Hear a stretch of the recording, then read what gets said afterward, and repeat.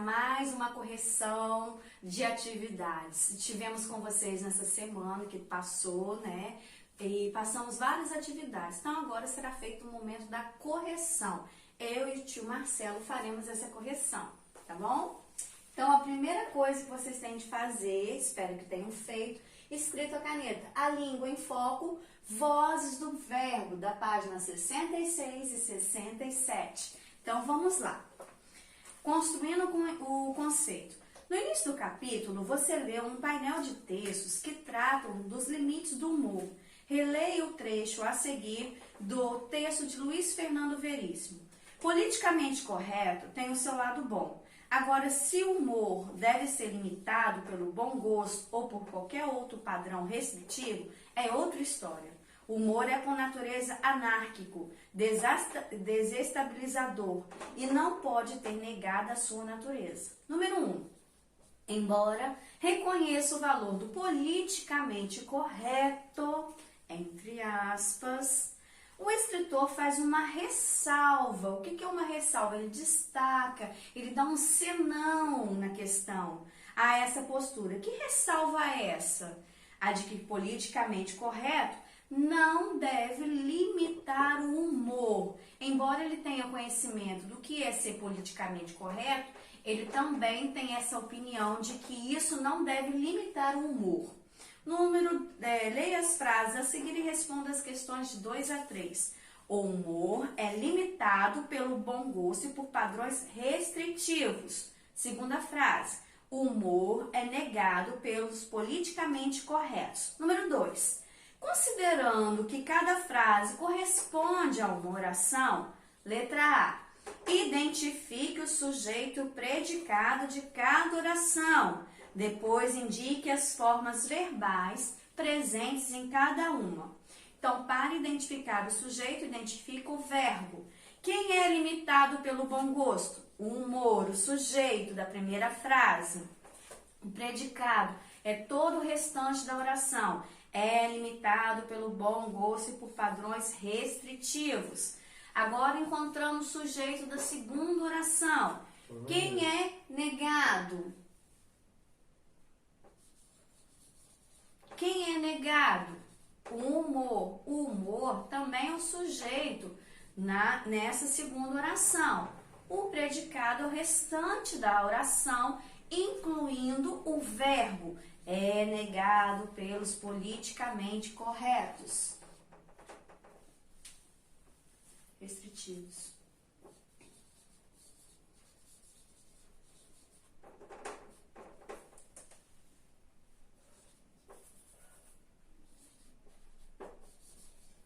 Segunda frase, repete. O humor é o sujeito. Quem é negado? O humor. O predicado é o restante todinho da oração, incluindo o verbo. É negado pelos politicamente corretos. É negado pelos politicamente corretos.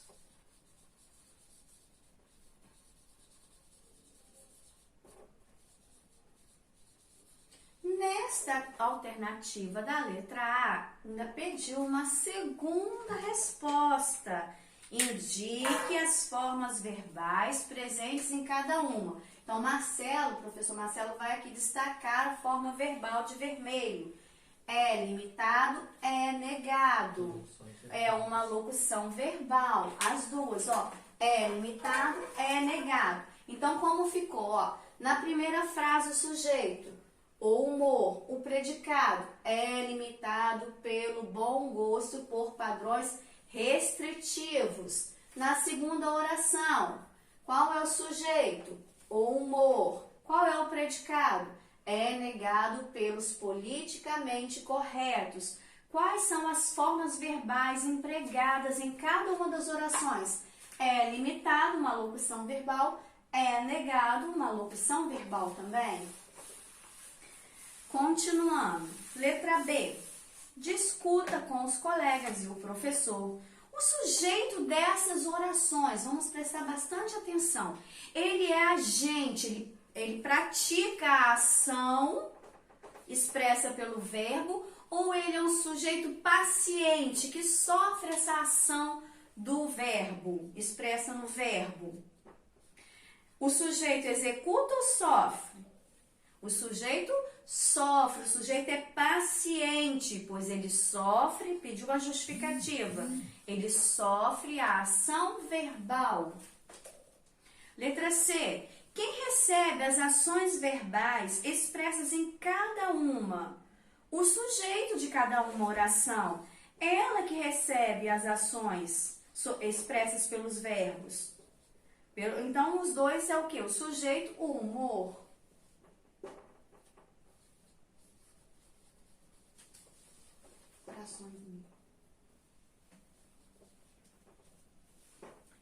Na letra D, quais são os termos que contêm o agente que pratica a ação verbal em cada oração? Ou seja, o agente da passiva.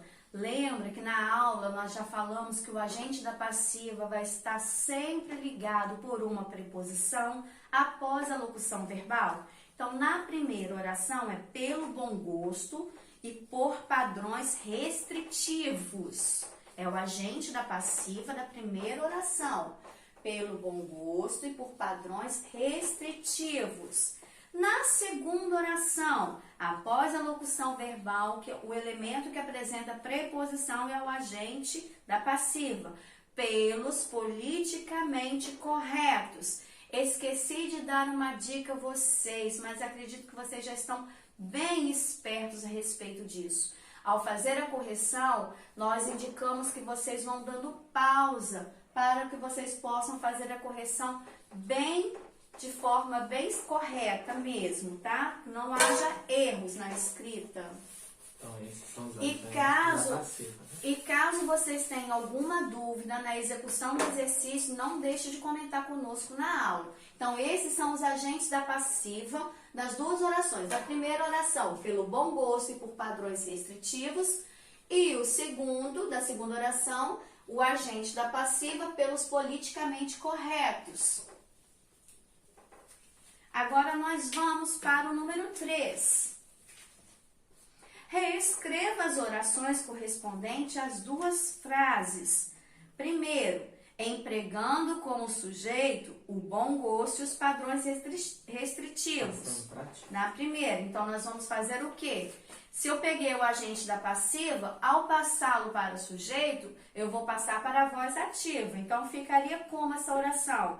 O bom gosto e os padrões restritivos limitam o humor. Não há uma locução verbal, há um verbo de ação nesse ponto, nessa oração.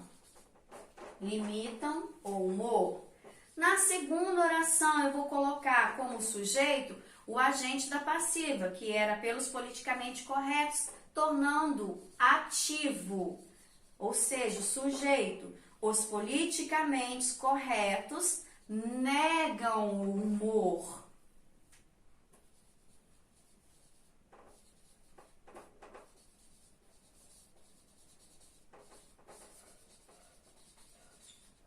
Então, percebam a estrutura nativa, ó. Sujeito, que é o sujeito o quê? Agente. Agente. Verbo transitivo direto. Desculpa aqui, gente, ó.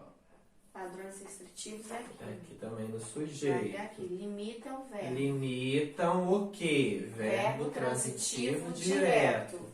O humor é o meu objeto direto que complementa o verbo. Então, na ativa, o verbo, o sujeito, ele pratica a ação sobre o objeto, sobre o complemento do meu verbo. Aqui, os politicamente corretos é o sujeito agente que pratica a ação. Nega é um verbo também transitivo direto, nega, quem nega, nega algo, nega o quê? E o humor é o meu objeto direto. Isso na voz ativa, tá? Porque que na voz passiva, vocês viram que tem uma locução verbal que nós circulamos lá, sublinhamos, marcamos, né? E além de que o sujeito passa a ser o agente da passiva e o meu objeto passou a ser na primeira oração e na segunda o sujeito paciente que sofreu a ação verbal. Então, na letra B, limitando os agentes da ação verbal e utilizando o pronome se, apassivador, junto às formas verbais. Agora nós vamos construir a voz passiva sintética. Então eu vou colocar o verbo na terceira pessoa, colocar a partícula se e o objeto, no caso, o sujeito, que aqui vai ser o sujeito. Na voz ativa ele era o objeto, tá? Então limitam-se o humor, nega-se o humor. Aqui é limita-se. Limita-se o humor e nega-se o humor. Porque aí você pode trocar, ó. O humor é limitado. O humor é negado, tá? Só pode ocorrer a transferência para a voz passiva sintética se o verbo é transitivo direto, como aqui, tá bom? Então, número 4. Leia esta oração. O discurso politicamente incorreto se legitima pela defesa da liberdade de expressão. Qual é o sujeito da oração? Quem se legitima? O discurso politicamente incorreto é o sujeito da minha oração. Sujeito grande, né?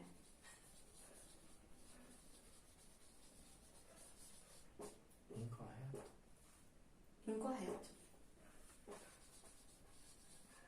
Então, o sujeito... formado por várias palavras, mas aqui, ó, é só o núcleo é discurso, é um sujeito simples, tá? Letra B. Reescreva a oração em seu caderno, substituindo o pronome se pela expressão a si mesmo e conclua. Houve alteração substancial no sentido dessa frase? A frase mudou o sentido dela? Então vamos lá reescrever. O discurso politicamente incorreto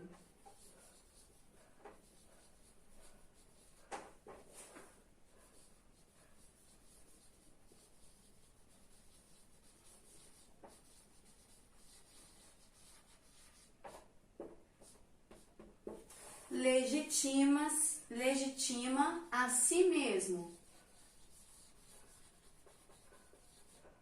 pela defesa da liberdade de expressão. Houve alteração de sentido? Não, não houve alteração de expressão, liberdade.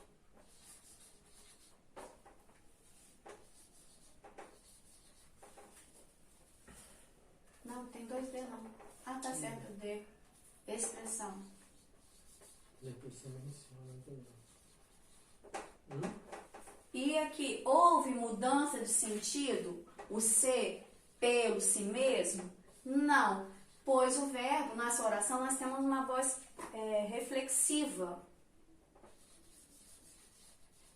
Não houve alteração de sentido. Então, vamos lá, repetindo. Reescrevendo a mesma oração, acrescentando, tirando o pronome se, acrescentando a si mesmo. O discurso politicamente incorreto legitima a si mesmo pela liberdade de expressão e ela não houve alteração de sentido. Na letra C, discuta com os colegas e o professor o sujeito da oração, o discurso politicamente incorreto. Ele é um sujeito agente que pratica a ação expressa pelo verbo, ou ele é um sujeito paciente, ele sofre essa alteração expressa? Ele é um sujeito, muito bem, paciente, porque o discurso não tem como negar, não tem como legitimar. E ele é um sujeito agente e paciente, porque é uma voz reflexiva. Ele faz a ação e a ação recai sobre ele mesmo. Pois ele age. E recebe a ação verbal. O que se comprovou pela expressão a si mesmo. Ele faz para ele mesmo. Pode repetir. Então, o sujeito dessa oração, ele é agente que faz a ação ou ele é um sujeito paciente que sofre essa ação? Ele vai ser um sujeito que é os dois ao mesmo tempo, é uma voz passiva reflexiva, porque ele faz a ação a si mesmo e essa ação recai sobre ele. Então, qual é a justificativa? Ele é agente paciente, pois ele age e recebe a ação verbal que está expressa na oração. Agora nós vamos para a outra correção do exercício, na página 70 e 71, com o professor Marcelo. Olá, alunos, tudo bem? Exercícios, página 70 a 72, do 1 ao 8, ok? Nós temos vários textos aí. Para responder do 1 ao 5, nós temos que fazer a leitura de algumas manchetes. A manchete 1. 2 engenheiros são condenados por mortes em acidentes na Arena Corinthians. Manchete 2. Juíza condena 2 engenheiros por morte em obra do Itaquerão. Terceira, justiça condena engenheiros por morte durante obras do Itaquerão. Percebam que as vozes verbais estão diferentes em cada manchete. E é isso que nós vamos analisar agora. Número 1. Qual é o fato a que as manchetes se referem? Todas elas se referem à condenação de 2 engenheiros que foram responsáveis pela obra do estádio do Itaquerão, do estádio do Corinthians.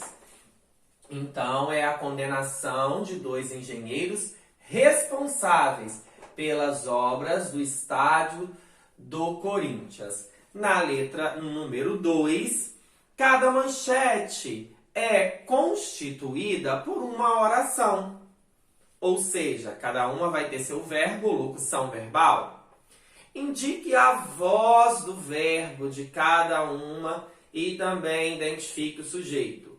Na primeira, nós temos lá, olha, preste atenção, são condenados, locução verbal, por mortes. Então, esse por aí, né, introduz um agente da passiva. Então, a primeira está na voz passiva.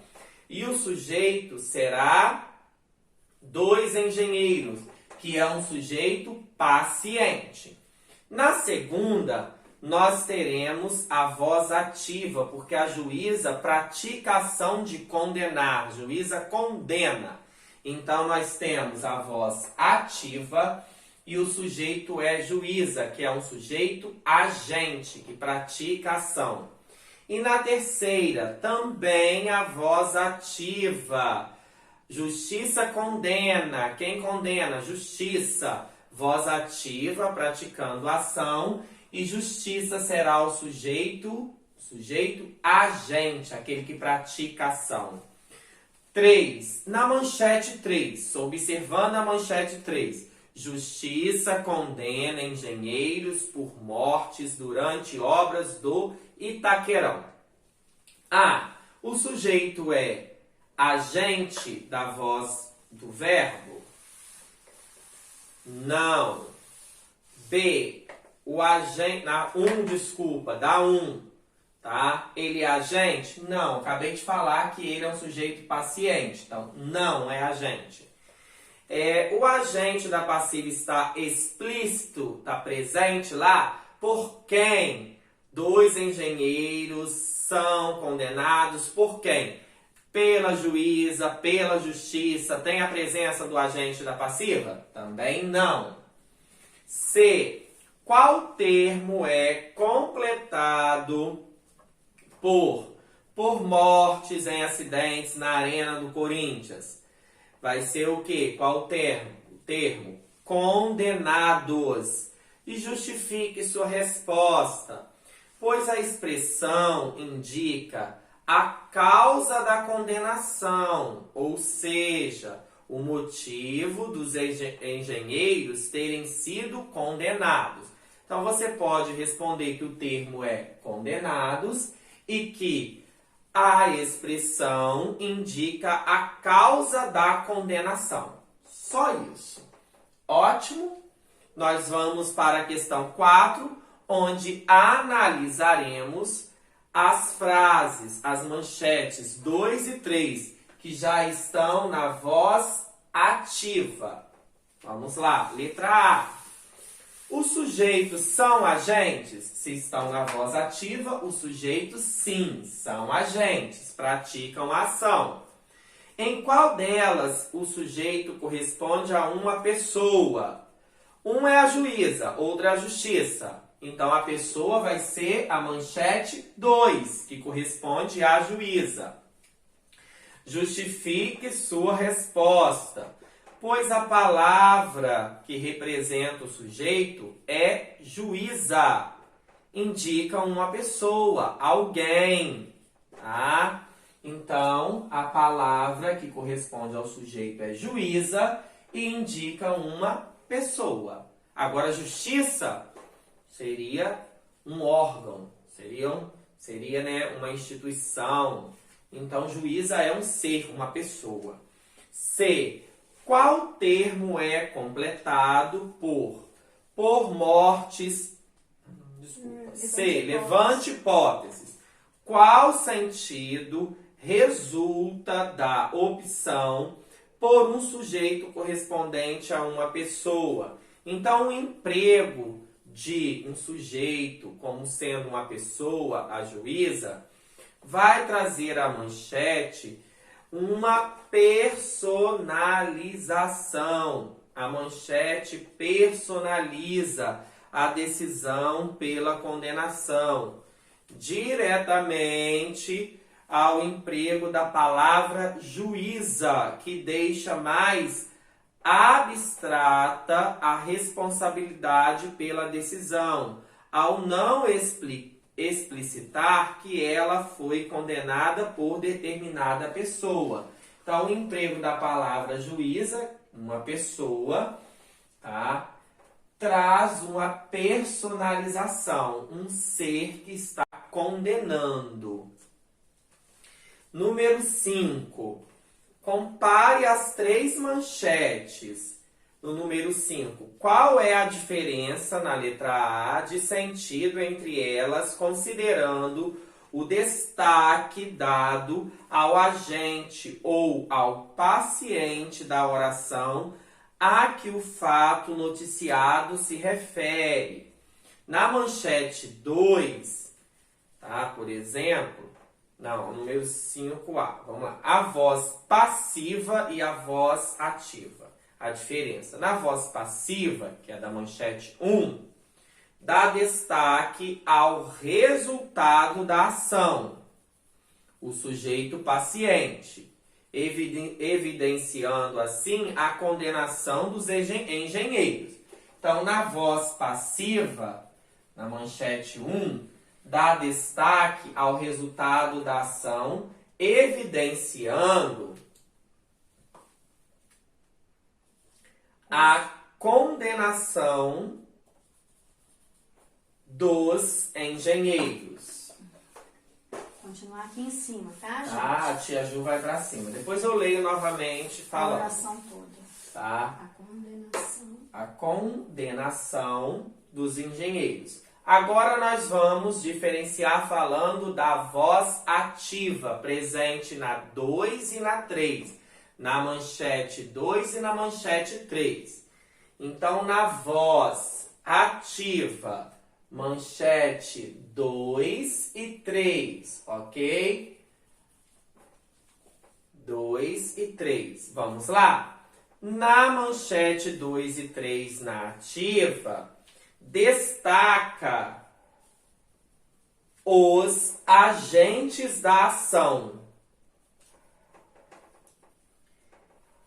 vírgula, evidencia a juíza e a justiça, que são os sujeitos agentes, né? Então, destaca, né? Evidencia a juíza e a justiça. Então, recapitulando, porque essa resposta é bem grande. Olha só. Diferenciando as vozes verbais nas manchetes. Na passiva, tá? Manchete 1. Quer destacar o resultado da ação e evidenciar a condenação dos engenheiros.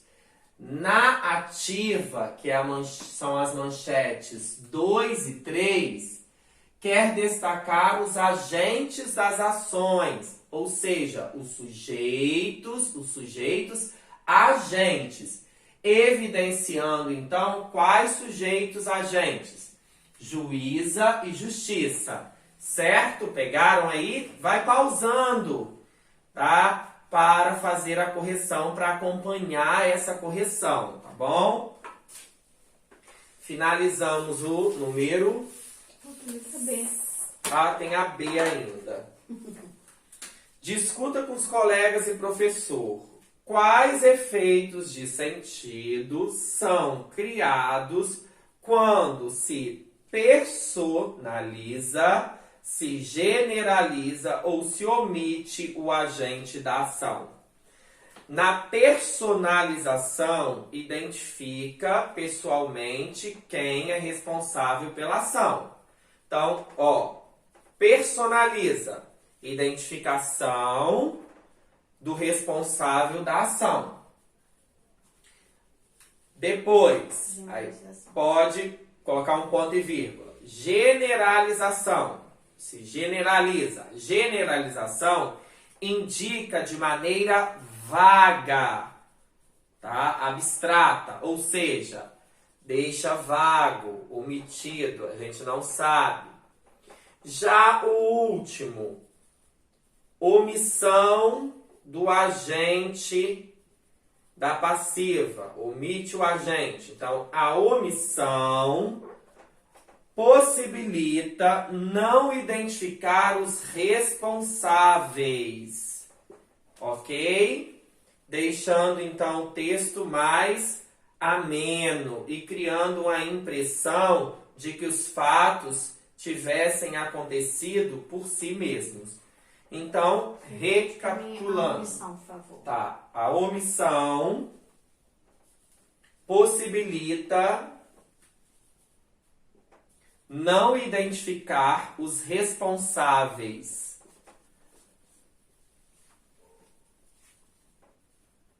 Os responsáveis. Então, vou frisar, vou recapitular aqui esta resposta para vocês, porque as respostas dessas questões são bem longas, tá? Diferenciar personalização, generalização e omissão.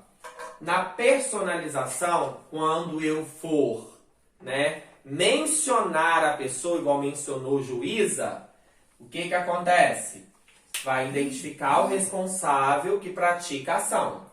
Na generalização, que é o caso de justiça, genérico, identifica de maneira vaga, não sabendo, né, de quem se trata, quem fez essa ação, quem praticou. E a omissão, que é o último, omitir o agente da passiva, possibilita a não identificação dos responsáveis por essa ação verbal. Certo? Ok? Nós vamos agora para a página 71. Vocês fizeram a leitura desses textos aí, textos intitulados Roteiros focalizam biografias de personagens de sucesso. E o segundo trecho, desse segundo texto, pobre Garrincha. Vocês fizeram uma leitura para responder as questões de 6 a 8. No 6, aqui ou a quem se refere a palavra Garrincha nos seguintes trechos, né, dos textos. Primeira bolinha. No primeiro, Garrincha não é recheado com jogadas geniais de Mané pelos campos de futebol. A quem se refere ou a que? O primeiro Garrincha. Ao título de um filme sobre a vida do jogador. Então, título de um filme.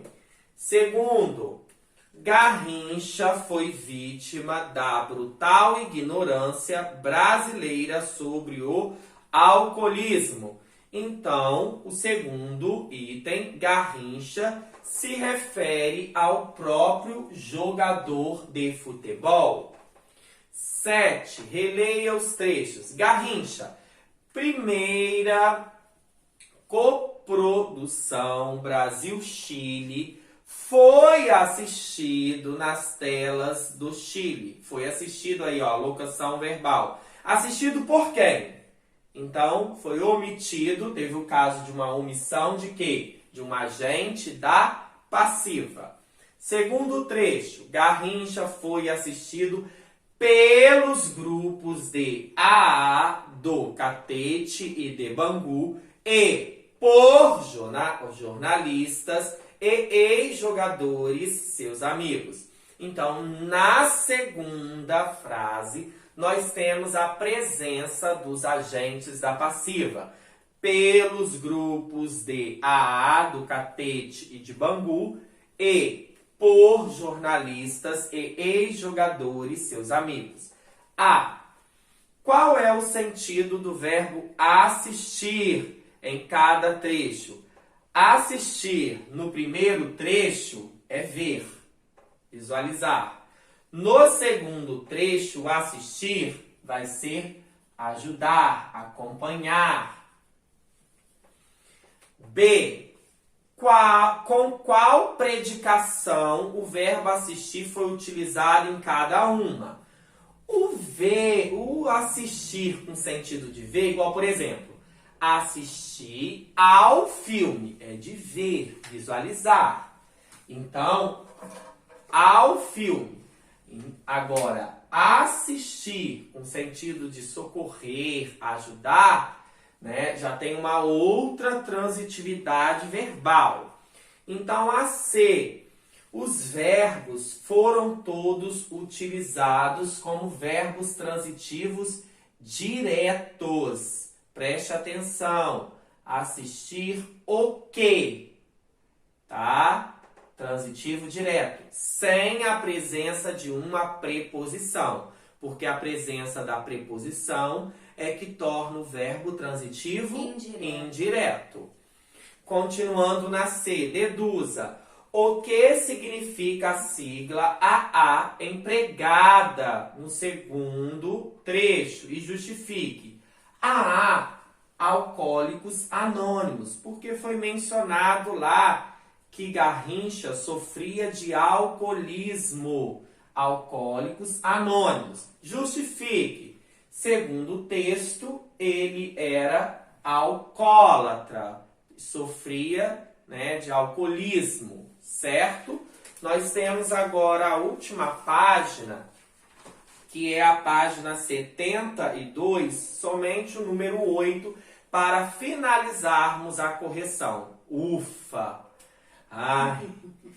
O verbo assistir vem sendo empregado como verbo transitivo direto em muitas situações da língua oral e da língua escrita. Apesar de, nas gramáticas normativas e em alguns dicionários, ainda ser considerado verbo transitivo indireto, quando apresenta o sentido de ver. Vou dar um exemplo aqui para vocês. Assistir. Sentido de ver. Ele tem que ser verbo transitivo indireto com preposição a. Assistir à novela, com crase. Assistir ao filme. Assistir, com sentido de ajudar ou socorrer, já é transitivo direto. O médico assistiu o paciente. Quem assiste, assiste quem? É com sentido de ajudar ou socorrer. O paciente, objeto direto. Assistiu à novela ou assistiu ao filme. Verbo transitivo indireto. A novela e ao filme, objeto indireto. Então, o verbo assistir, ele tem duas regências, duas transitividades verbais. Eu tenho que analisar pelo contexto o que o verbo expressa. Assistir com sentido de ver, transitivo indireto. Assistir com sentido de ajudar e socorrer, transitivo direto. Continuando, letra A. Nos textos lidos, as ocorrências do verbo assistir seguem as regras da norma padrão? Seguem as regras? Acabei de explicar. Não seguem, porque no primeiro texto, em Garrincha, foi assistido nas telas. Então, preste atenção. Se foi assistido, aqui tem um sentido de ver. Então, não está correto. O verbo aí assistir com sentido de ver era para ser empregado na norma padrão como verbo transitivo indireto, ok? Ok? Empregado na norma padrão. Empregado na norma padrão como verbo transitivo indireto.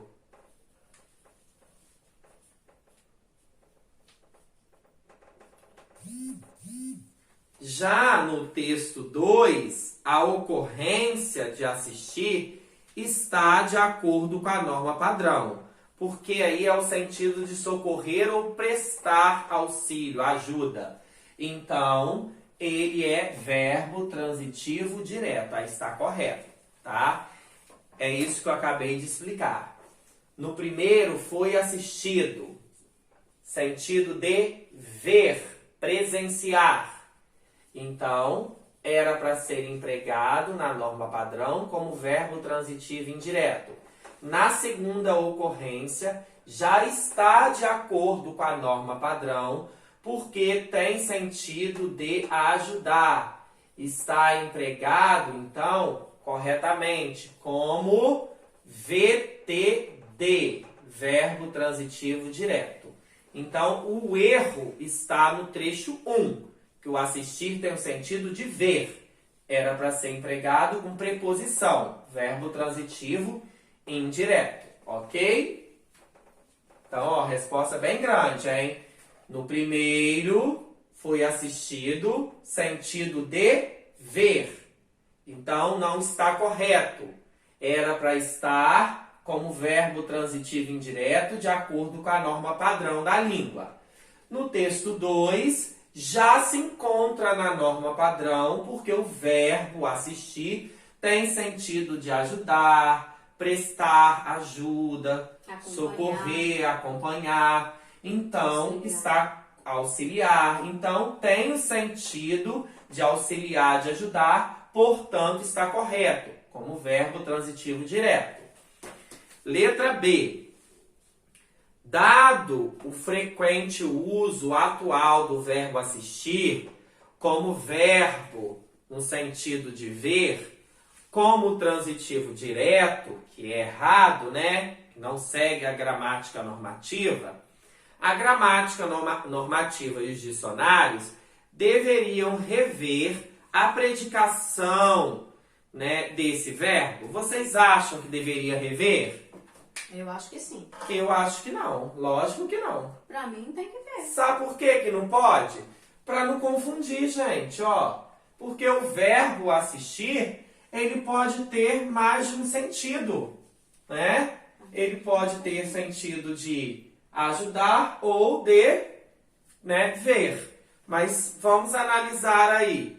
É possível concluir que sim, que pode também fazer uma análise quanto, né, à gramática normativa e aproveitando o ensejo, a oportunidade, para chamar a atenção de vocês, alunos, para o fato de que essas mudanças de uso são comuns, pois fazem parte da evolução da língua. A língua é viva, a língua é viva, ela se modifica, palavras surgem a todo dia, até neologismos e tudo mais. E por isso já são registradas em alguns dicionários. Então vocês podem responder que sim, que pode também, né, reforçar, reavaliar o emprego do verbo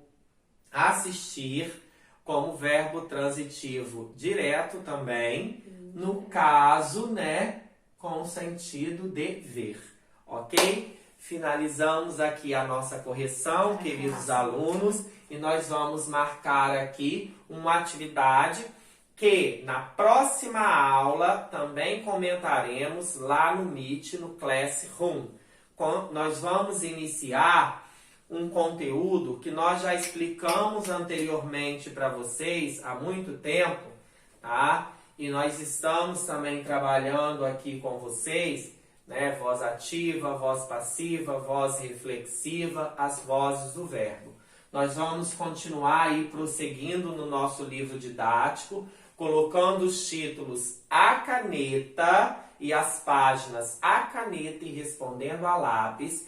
E depois, no final de semana, vamos gravar uma videoaula com a correção dessas atividades para disponibilizá-las para vocês. Então, nós teremos 2 títulos hoje.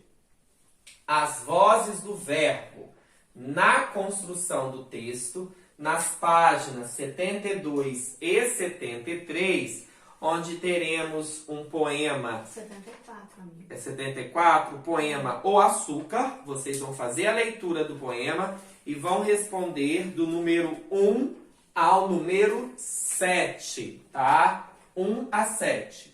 Logo, semântica e discurso, que vão ser a 74 até a 76, de 1 a 8. Para responder essas questões, nós teremos um outro texto, tá? Um texto disponível na folha do UOL, né, na internet. Vocês farão a leitura deste texto para responder as questões. Revisando, para casa, Tia Ju. Vozes do verbo na construção do texto, escrevendo o título à caneta e as páginas 72 a 74, também a caneta, saltando uma linha após responder o número 7, semântica e discurso à caneta, páginas 74 e 76, de 1 a 8. Certo? Então aqui nós estamos nos despedindo de vocês, né? E até a próxima aula, até o nosso encontro presencial ao vivo lá no Classroom, no Meet, ok? Beijos, fiquem com Deus. E estamos com saudades. Isso aí, estamos com saudades. E não esqueçam de que vocês precisam assistir a essa videoaula, pausando e fazendo a correção para ficar tudo organizado, né, Tia Ju? Muito. Porque não adianta fazer e também não corrigir. Não corrigir e não organizar o seu material. Organizar o seu material. Como é que fica para estudar? Então vamos lá? Tchau, tchau.